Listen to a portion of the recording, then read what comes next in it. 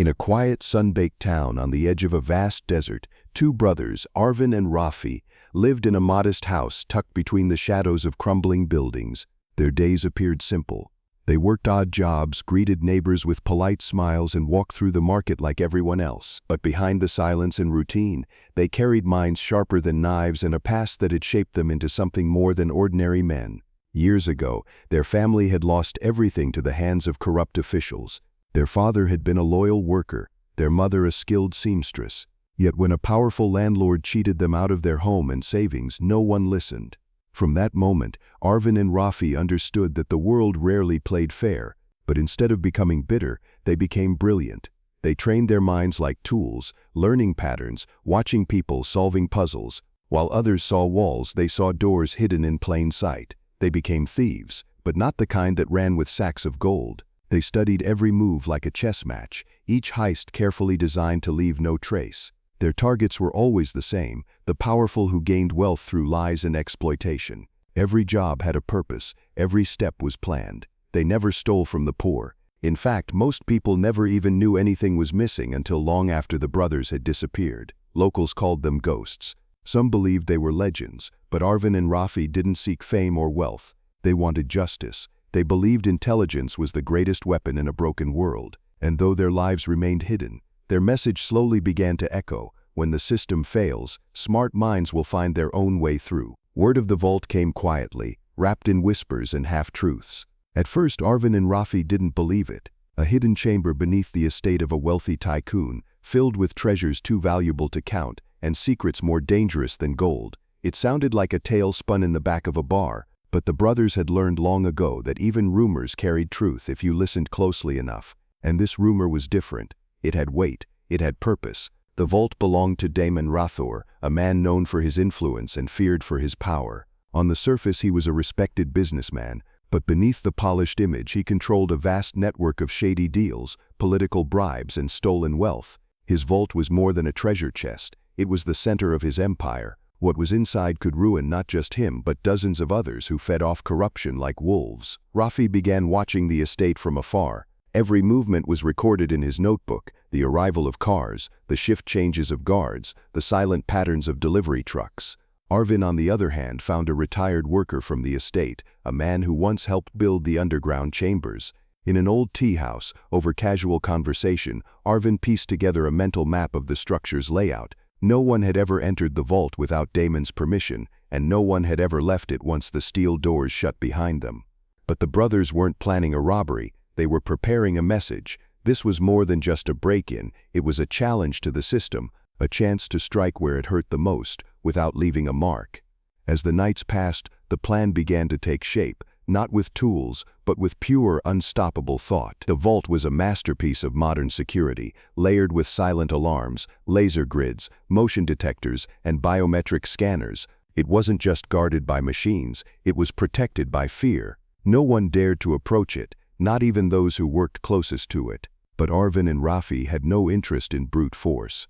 They didn't believe in smashing through walls or outrunning guards. Their strength lay in strategy, and to beat a perfect system, they had to find its most imperfect part: human error. They began creating a distraction so convincing it couldn't be ignored. A staged electrical failure in a warehouse nearby triggered emergency protocols. While the security team scrambled to respond, the brothers activated the second phase of their plan. Arvin, dressed as a government fire inspector, arrived at the estate gates with urgent documents and official seals. His uniform was flawless. His ID was fake, but it would pass any test. Every detail had been rehearsed down to the smallest twitch.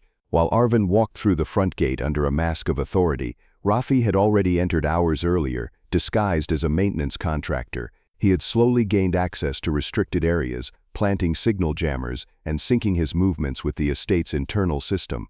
Inside the control room, unnoticed and calm, he began rerouting security feeds, looping camera footage, and deactivating silent triggers just long enough for Arvin to reach the vault chamber.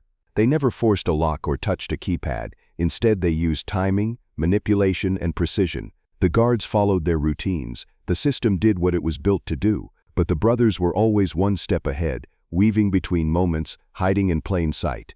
In less than an hour, they stood inside the vault, untouched, unseen, and ready to rewrite everything the world thought was untouchable. Inside the vault, silence ruled. The air was cold, heavy with the weight of secrets never meant to see the light. Arvin and Raffi didn't pause to admire the glittering shelves of gold bars or cases filled with rare gems. Their eyes went straight to the rows of black folders, each labeled with symbols and codes. These were the files they had come for, evidence of illegal dealings, signed contracts, bribes, and the hidden map of Daman Rathor's empire. It wasn't the kind of treasure that shone, but the kind that could destroy.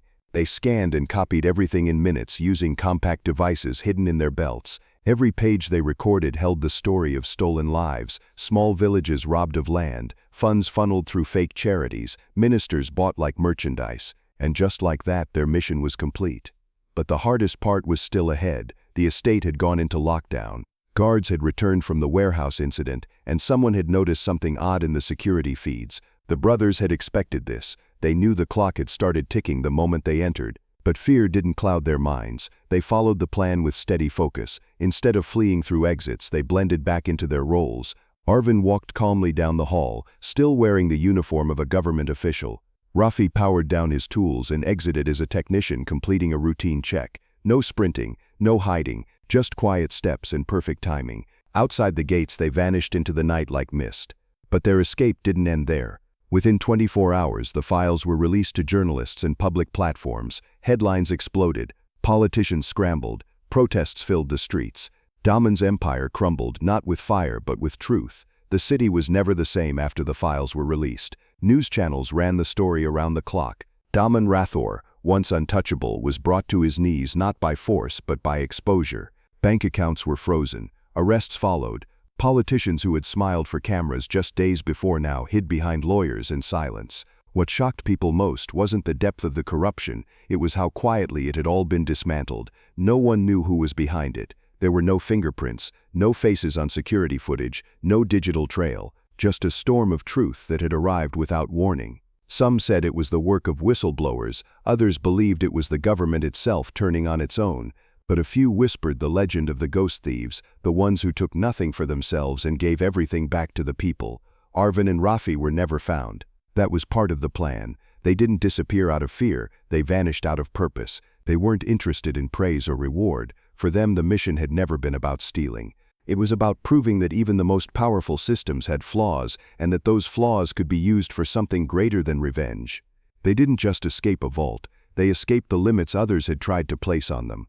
Their story became more than myth, it became a symbol. Young people began to speak about intelligence as power. Teachers used the story to show how clarity, strategy, and knowledge could change the world. The brothers had left no name, no signature, but they had left a message behind, one that rang louder than any alarm. Even when the odds are against you, the smartest escape is the one that rewrites the rules.